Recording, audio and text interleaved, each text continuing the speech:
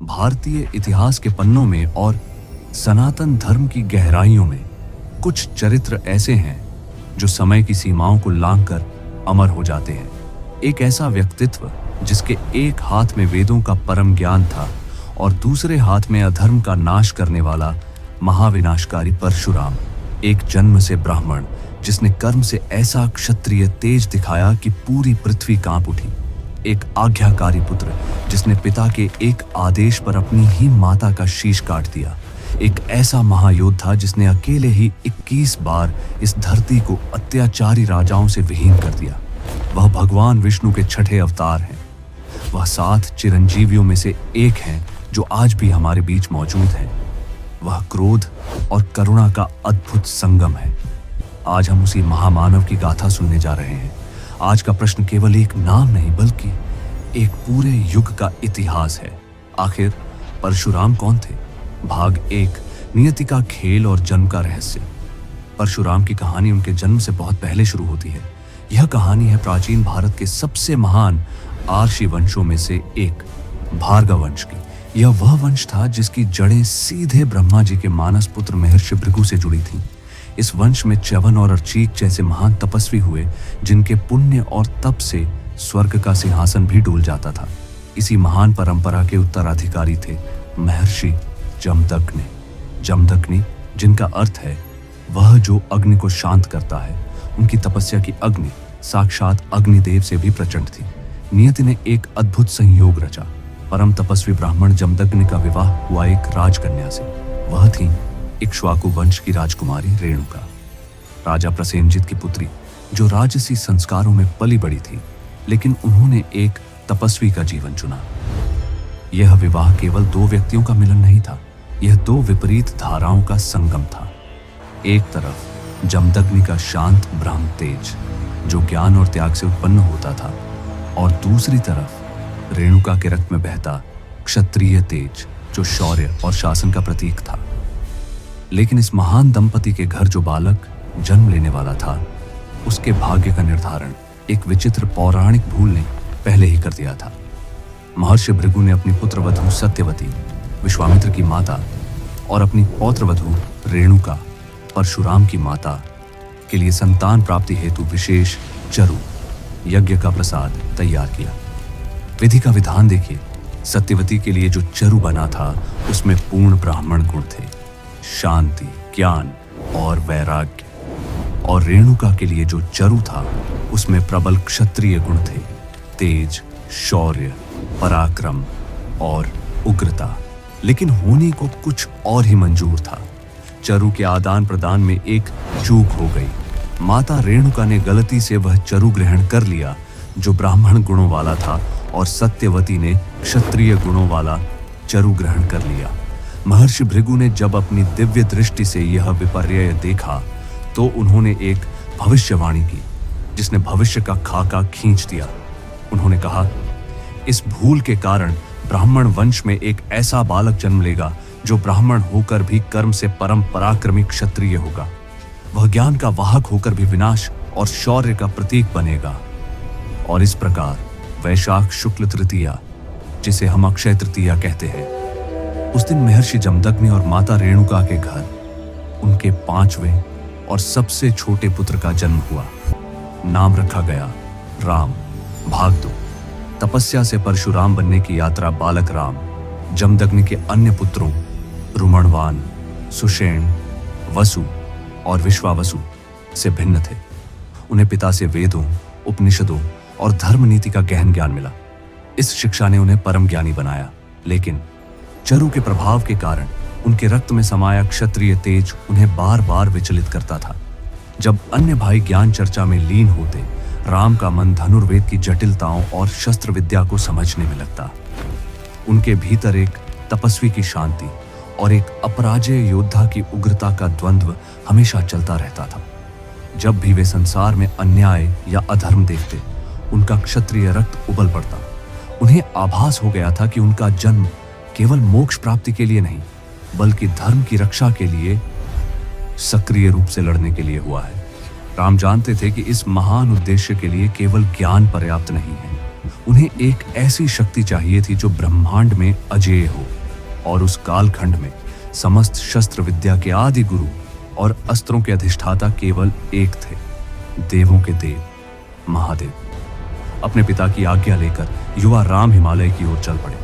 उन्होंने कैलाश की तलहटी में, जहां जीवन लगभग असंभव था, घोर तपस्या आरंभ की। यह तपस्या वर्षों तक चली। उन्होंने पंचाग्नि तप किया, अखंड मौन व्रत धारण किया। उनकी तपस्या की उग्रता से देवलोक में भी हलचल मच गई। राम, जो भीतर से एक उग्र क्षत्रिय थे, जब तपस्वी बने तो उनका हठ और संकल्प असाधारण था। वे शिव को प्रसन्न करके ही माने। अंततः भगवान भोलेनाथ प्रकट हुए। महादेव ने राम की निष्ठा और उनके उद्देश्य की पवित्रता को समझा। उन्होंने राम को अपना शिष्य स्वीकार किया। महादेव ने उन्हें धनुर्वेद, शस्त्रों का विज्ञान, मर्म भेदन और असुरों को परास्त करने की दिव्य युक्तियों का गहन ज्ञान दिया। और फिर आया वह क्षण जिसने राम को सदा के लिए बदल दिया। महादेव ने राम को एक दिव्य अस्त्र प्रदान किया, अपना स्वयं का परशु, कुल्हाड़ी फरसा। यह कोई साधारण शस्त्र नहीं था। इसका निर्माण स्वयं विश्वकर्मा ने किया था और इसका तेज काल से भी अधिक था। इसकी एक चोट देवों और दानवों दोनों का अंत करने में सक्षम थी। महादेव ने कहा, हे राम, आज से तुम इस परशु को धारण करने के कारण परशुराम कहलाओगे। यह अस्त्र तुम्हें केवल संहार की शक्ति नहीं देगा, बल्कि धर्म की स्थापना का दायित्व भी देगा। इसका प्रयोग तभी करना जब पृथ्वी पर अन्याय अपनी पराकाष्ठा छू ले।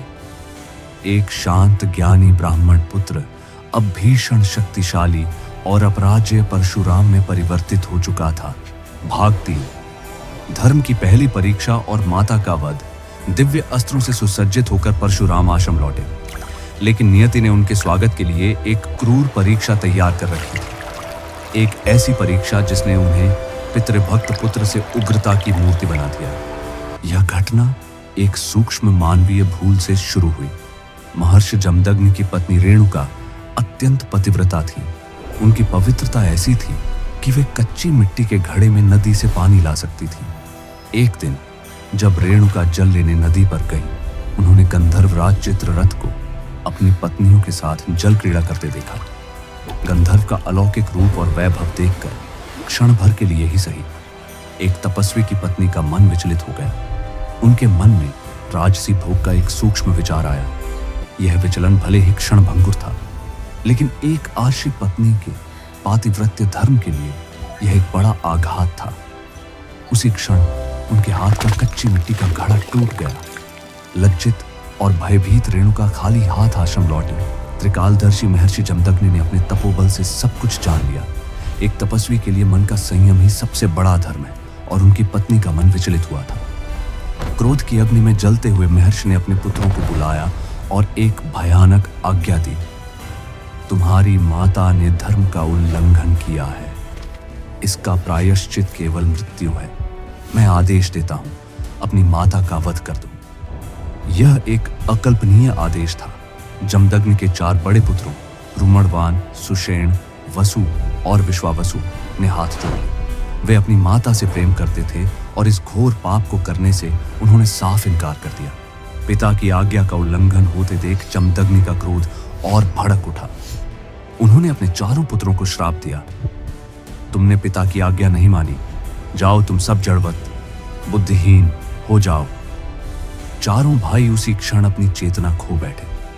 अब जमदग्नि की दृष्टि अपने सबसे छोटे और तेजस्वी पुत्र पर पड़ी, जो अब भी अभी महादेव से ज्ञान लेकर लौटा था। राम, क्या तुम पिता की आज्ञा का पालन करोगे या मोह में पड़ोगे? धर्म कहता है कि माता का स्थान सर्वोच्च है, लेकिन गुरु और पिता की आज्ञा भी सर्वोच्च है। न्याय करो राम। परशुराम ने एक क्षण के लिए अपनी भयभीत माता को देखा, फिर अपने क्रोधित पिता को। उस क्षण परशुराम ने मोह पर धर्म को चुना। उनके लिए पिता की आज्ञा और तपस्वी का शाप दोनों ही सत्य थे।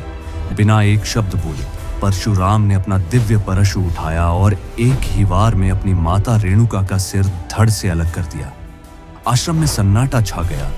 यह धर्म के नाम पर किया गया एक अत्यंत क्रूर बलिदान था, लेकिन परशुराम ने इसे पितृ आज्ञा का सर्वोच्च कर्म माना। अपने पुत्र की इस निष्ठुर आज्ञाकारिता से जमदग्नि का क्रोध शांत हुआ और वे प्रसन्न हुए। उन्होंने कहा, पुत्र, मैं तुम्हारी पितृभक्ति से प्रसन्न हूं, जो चाहो वर मांग लो। परशुराम, जो केवल एक आज्ञाकारी पुत्र नहीं बल्कि एक दूरदर्शी ज्ञानी भी थे, ने तुरंत हाथ जोड़कर प्रार्थना की, हे पिताश्री, यदि आप प्रसन्न हैं तो मेरी माता को पुनर्जीवित कर दें और उन्हें इस वध की कोई स्मृति न रहे और मेरे चारों भाइयों की बुद्धि भी उन्हें वापस मिल जाए। महर्षि जमदग्नि ने थास्तु कहा। माता रेणुका पुनर्जीवित हो गई, जैसे कि वे एक लंबी नींद से जागी हों। इस घटना ने परशुराम को एक असाधारण मानसिक शक्ति दी। वे जान गए कि वे धर्म पालन के लिए मोह और प्रेम से भी ऊपर उठ सकते हैं। भाग 4। सहस्त्रार्जुन का अहंकार और प्रतिशोध की ज्वाला। परशुराम अभी इस मानसिक उथल पुथल से उबर भी नहीं पाए थे कि उनके जीवन में एक और तूफान आ गया। उस समय धरती पर क्षत्रिय राजाओं का अहंकार अपने चरम पर था। इस अहंकार का सबसे बड़ा प्रतीक था है वंश का राजा कार्तवीर्य अर्जुन, जिसे सहस्त्रार्जुन या सहस्त्रबाहु भी कहा जाता था। दत्तात्रेय भगवान के वरदान से उसे 1000 भुजाओं का बल प्राप्त था। वह इतना शक्तिशाली था कि उसने रावण तक को पराजित किया था। शक्ति के नशे में चूर होकर वह अब ऋषि मुनियों का अपमान करने लगा था। एक दिन शिकार खेलते हुए सहस्त्रार्जुन अपनी विशाल सेना के साथ महर्षि जमदग्नि के आश्रम पहुंचा। महर्षि ने अपनी दिव्य गाय कामधेनु, जिसे सुरभि भी कहा जाता है, की कृपा से पूरी सेना का भव्य सत्कार किया। एक तपस्वी के पास ऐसा ऐश्वर्य देखकर राजा की नीयत डोल गई। उसने सोचा, यह दिव्य गाय तो राजा के पास होनी चाहिए। उसने जमदग्नि से कामधेनु मांगी। महर्षि ने विनम्रता से मना कर दिया, क्योंकि कामधेनु उनके यज्ञ और आश्रम के जीवन का आधार थी। अहंकार में अंधे राजा ने ऋषि का अपमान किया और बलपूर्वक कामधेनु का हरण कर लिया। महर्षि जमदग्नि ने अपने तपस्वी धर्म का पालन करते हुए शस्त्र नहीं उठाया। वे शांत रहे। जब परशुराम आश्रम लौटे और उन्होंने आश्रम की दुर्दशा देखी, पिता का अपमान सुना और कामधेनु का हरण जाना, तो उनके भीतर का क्षत्रिय रक्त उबल पड़ा। महादेव का दिया हुआ परशु उनके हाथ में कांपने लगा। उन्होंने प्रतिज्ञा की, मैं उस अहंकारी राजा की 1000 भुजाओं को उसके शीश सहित काट डालूंगा। परशुराम अकेले ही माहिष्मति की ओर चल पड़े। यह युद्ध एक राजा और एक तपस्वी के बीच नहीं, बल्कि अधर्म और धर्म के बीच था। माहिष्मति पहुंचकर परशुराम ने सहस्त्रार्जुन को ललकारा। राजा ने पहले तो उस ब्राह्मण तपस्वी का उपहास किया, लेकिन जब युद्ध शुरू हुआ तो परशुराम साक्षात काल का रूप धारण कर चुके थे। उनकी गति बिजली के समान थी। उन्होंने सहस्त्रार्जुन की सेना को गाजर मूली की तरह काट दिया। अंततः राजा और परशुराम आमने सामने थे। परशुराम ने अपने दिव्य परशु से राजा की एक एक करके 1000 भुजाएं काट डाली और अंत में उसका मस्तक धड़ से अलग कर दिया। कामधेनु को मुक्त कराकर परशुराम वापस आश्रम लौटे। भाग 5। महाविनाश की प्रतिज्ञा। 21 बार पृथ्वी क्षत्रिय विहीन न्याय हो चुका था, लेकिन प्रतिशोध की आग अभी बुझी नहीं थी। सहस्त्रार्जुन के वध का समाचार जब उसके पुत्रों तक पहुंचा तो वे प्रतिशोध की ज्वाला में जल उठे। वे जानते थे कि परशुराम का सामना करना मृत्यु को निमंत्रण देना है, इसलिए उन्होंने कायरता का मार्ग चुना। एक दिन जब परशुराम और उनके भाई आश्रम से बाहर गए थे, सहस्त्रार्जुन के पुत्रों ने आश्रम पर हमला कर दिया। महर्षि जमदग्नि समाधि में लीन थे। उन निहत थे और शांत तपस्वी पर उन क्षत्रियों ने क्रूरतापूर्वक प्रहार किए। उन्होंने महर्षि के शरीर पर 21 बार वार करके उनकी निर्मम हत्या कर दी, ताकि अपने पिता की मृत्यु का बदला ले सके। जब परशुराम लौटे तो दृश्य देखकर उनका हृदय विदीर्ण हो गया। पिता का रक्त रंजित शव भूमि पर पड़ा था। माता रेणुका शोक के सागर में डूबी थी। उन्होंने विलाप करते हुए अपनी छाती को 21 बार पीटा।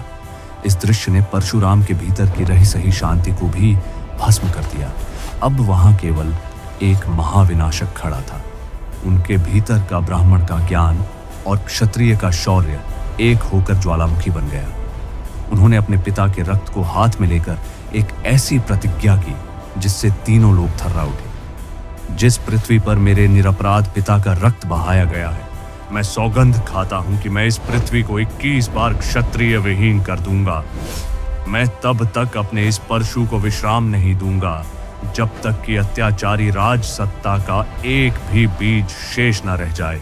माता द्वारा 21 बार छाती पीटने की गूंज अब 21 बार पृथ्वी के क्षत्रियों के विनाश का कारण बनने वाली थी। परशुराम का महाअभियान शुरू हुआ। सबसे पहले उन्होंने सहस्त्रार्जुन के वंश का समूल नाश किया, लेकिन उनकी प्रतिज्ञा केवल एक वंश तक सीमित नहीं थी। उन्होंने देखा कि सत्ता का मद अधिकांश क्षत्रिय राजाओं में फैल चुका है। वे प्रजा के रक्षक नहीं, भक्षक बन गए थे। परशुराम अकेले ही सेनाओं पर टूट पड़ते। उनका परशु अधर्मियों के रक्त से प्यासा रहता। उन्होंने एक के बाद एक 21 अभियानों या पीढ़ियों में पृथ्वी के सभी निरंकुश और अधर्मी क्षत्रिय राजाओं का संहार किया। यह ध्यान रखना महत्वपूर्ण है कि परशुराम ने कभी भी धर्मनिष्ठ राजाओं, वृद्धों, बालकों या स्त्रियों पर शस्त्र नहीं उठाया। उनका युद्ध केवल अधर्म और अहंकार के विरुद्ध था। हर बार पृथ्वी जीतने के बाद वे राज सिंहासन पर नहीं बैठे। उन्होंने जीती हुई सारी भूमि महर्षि कश्यप और अन्य ब्राह्मणों को दान कर दी, ताकि वे धर्म आधारित व्यवस्था स्थापित कर सके। उनका जीवन निष्काम कर्म का चरम उदाहरण था। कर्म किया, लेकिन फल का त्याग कर दिया। ऐसा माना जाता है कि उन्होंने अपने परशु को समुद्र में फेंककर भारत के पश्चिमी तट, कोंकण, गोवा, केरल क्षेत्र की भूमि को समुद्र से बाहर निकाला था, जिसे परशुराम क्षेत्र कहा जाता है। भाग 6, उग्रता का त्याग और चिरंजीवी का दायित्व। 21 बार अपनी प्रतिज्ञा पूरी करने के बाद परशुराम का क्रोध शांत हुआ। वे महेंद्रगिरी पर्वत पर तपस्या में लीन हो गए। युग बीत गया, त्रेता युग आया। एक दिन उनकी समाधि एक प्रचंड ध्वनि से भंग हुई। यह ध्वनि थी भगवान शिव के पिनाक धनुष के टूटने की, जिसे जनकपुरी में स्वयंवर के दौरान श्री राम ने तोड़ा था। अपने आराध्य शिव के धनुष के टूटने की बात जानकर परशुराम का पुराना क्षत्रिय तेज फिर जाग उठा। वे क्रोधित होकर जनक की सभा में पहुंचे। वहां उनकी भेंट मर्यादा पुरुषोत्तम श्री राम से हुई। यह 2 युग पुरुषों का आमना सामना था, एक उग्रता के प्रतीक, दूसरे शांति और मर्यादा के। परशुराम ने राम को ललकारा, लेकिन श्री राम ने अत्यंत विनम्रता और धैर्य से उनका सामना किया।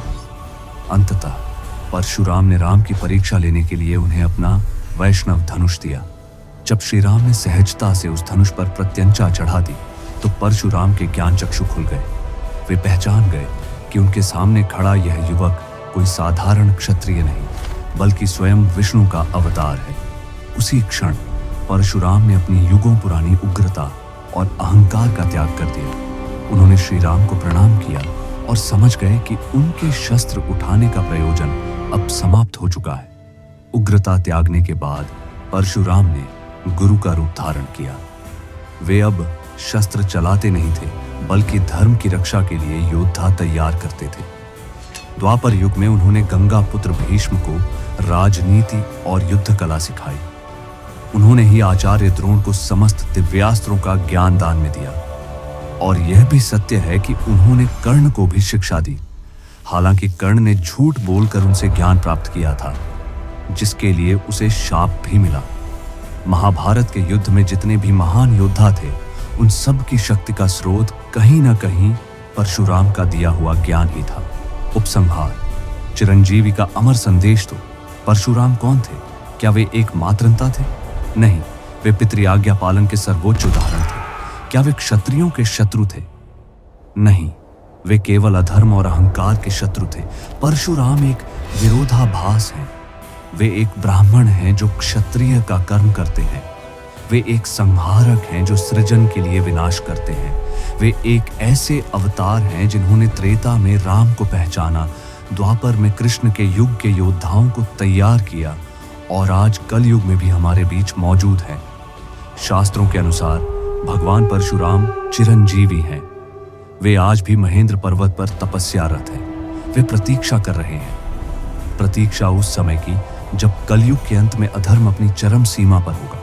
तब भगवान विष्णु अपना अंतिम कल्कि अवतार लेंगे और तब यही चिरंजीवी परशुराम कल्कि के गुरु बनेंगे और उन्हें शस्त्र विद्या का ज्ञान देकर धर्म की अंतिम स्थापना में सहायता करेंगे। परशुराम की गाथा हमें सिखाती है कि जब धर्म संकट में हो तो शस्त्र उठाना भी धर्म है। लेकिन सबसे बड़ी सीख यह है कि शक्ति का अंतिम उद्देश्य प्रतिशोध नहीं, बल्कि त्याग और धर्म की स्थापना होना चाहिए।